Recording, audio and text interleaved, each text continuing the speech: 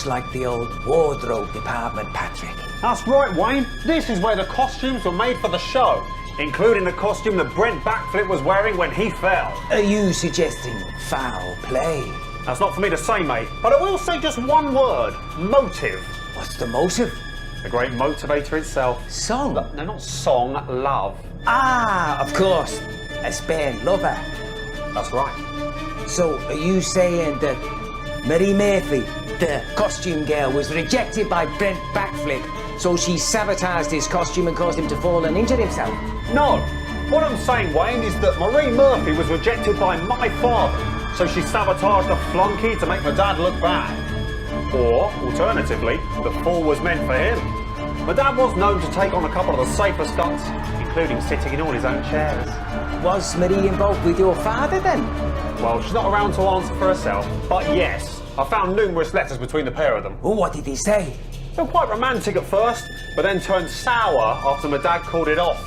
She started demanding more, saying that her role didn't reflect her true value or something like that. The bitter ex wants more money. Precisely. And what about her death? Guilt, maybe? At hurting the wrong man? Or maybe for the fire? She mangles the wrong man and burns her ex's prize script, and so racked with guilt. I see it, Patrick, I see it. Look, I feel her bitter soul in these walls, the shame, the rage, trapped eternally. Perhaps we should move on? Yeah, maybe we should, yeah. Dead! Unfortunates! We are waiting! We're waiting for your sign! We want to help, but we need to know where. Wayne? Patience. No, Wayne, I'm getting an image. What, they're showing you something? Yeah. What is it? Yeah, it's like a big hand. Oh, it's going like that, pointing, and it's pointing off that way. Come on, it's fading. Don't talk, come on.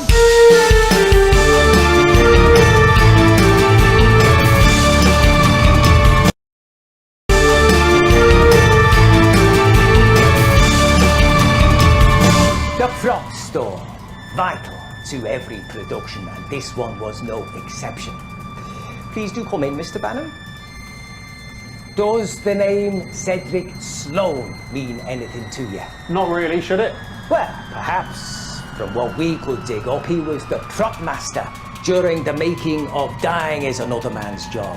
A very vital role, would you not agree, Mr. Bannon? I suppose so, yeah, it would be, wouldn't it? Not only that, but he was a military man, dishonourably discharged, no family to talk of, no friends, just his work, and then the accident. Yes, you're right, I remember now. Something about him making a prop that was too heavy, and then that could have been the reason Brent fell or something. Ah, so you do remember, Mr. Bannon. Well, the stories surrounding Mr. Sloan are intriguing, to say the very least.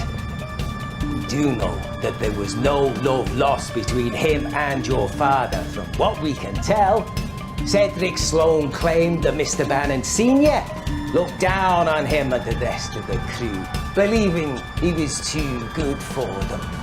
Now, that kind of attitude breeds resentment, and if there's enough resentment, that can attract some very nasty spirits, Mr. Bannon. No, I'm not sure any of this is fair on my father. I think by all accounts, he didn't even know that man existed. It's hard to look down on someone you don't even talk to. But wasn't it true?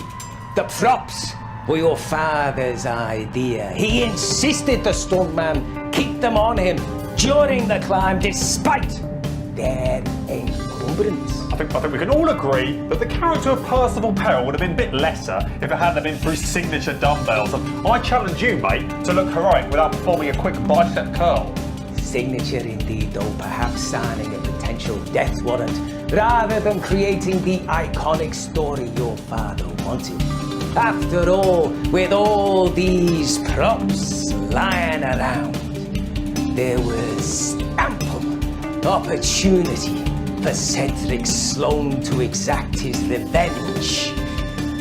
If that's what he wanted. Yeah, well, it was an accident. That's what everyone decided, didn't they? So. Ah, but was it the truth, Mr. Bannon, or is something more sinister at work here? I think we need to dig a little deeper to find out. And maybe a about to get some help with that. The help going to be arriving soon, mate? Yes, Mr. Bannon. In fact, I've just received some phantom insight, though it was probably too subtle for a lesser mind to pick up. I know where we need to go to get some answers. This way, Mr. Bannon. All right, yeah. Hurry up. I'm going, Wayne.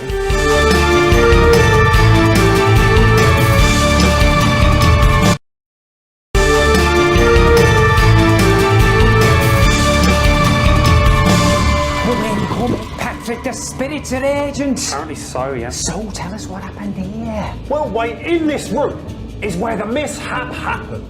The negligent maiming of a stunt double. No. A tragic accident for which liability was never legally established. An important distinction. Graham's stunt double, Brent. I'm talking to you now. If you're out there, show us a sign.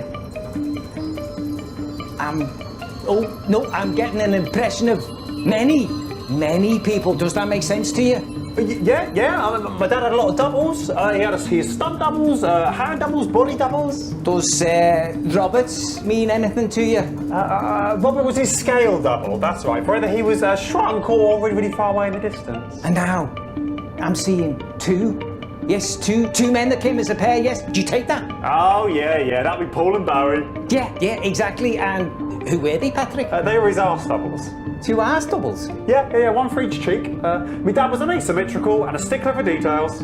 Well, I'm getting the impression from this room, from this energy, that they are not happy, Patrick. Do you understand that? Yeah. They were not happy. They're not happy. They were constantly fighting for my dad's attention and for their big break. And let's just say, Brent Backflip certainly got their backs up. Yes. Yeah, I know. But, tell us specifically. Let's just say Brent couldn't keep his muffins in his tin. Oh, he fucked around? Yeah, he fucked around, yeah. And let's just say that the other Graham bandits weren't exactly filled with summer watercress. They were pissed off. That's why they were fucking pissed off, yes. So, what you're saying, Patrick, is there were an awful lot of men who all looked eerily similar, who all had it in for Brent Backflip. Well, I've been particularly dramatic then, yeah. Enough. We've said too much. We must go if we're to find the truth. I feel a tickling from across the barrier. Do you feel it? I thought that was you. They wish to take us to our final stop, where surely we will find that which we seek. Yes, something's coming through. Is it coming through today, or...? Shh, Patrick, these things can't be rushed. Though I wish the spirits would bloody hurry up. Ah, yes, a voice in my ear. What? Ah, this way. This way, Patrick, follow me. Yeah.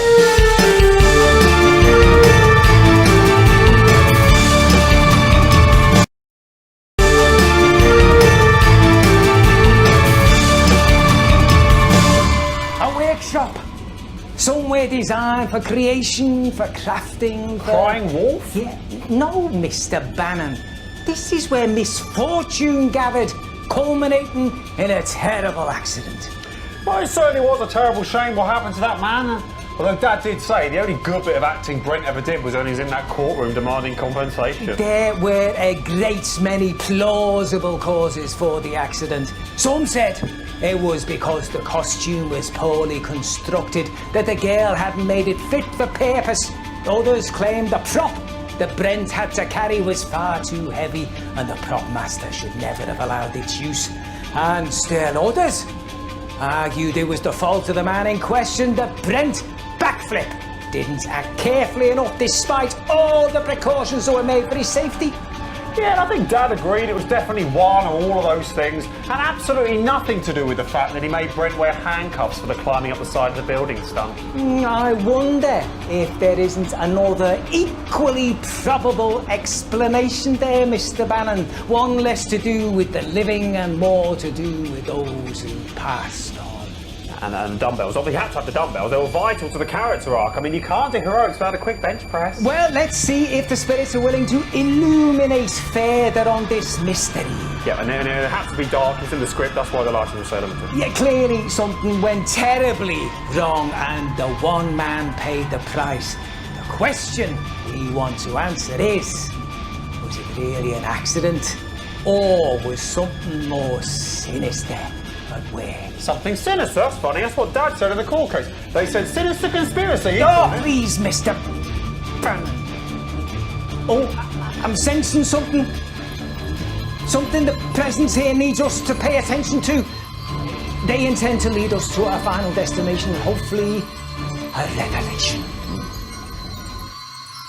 Ah, yes. I see exactly, Pet.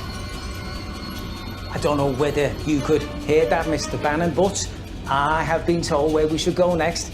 But it was only a whisper, so you probably didn't catch it. Didn't catch that one, no. Ah, never mind. I'm sure this is where we'll get many answers. Follow me. Righty-ho.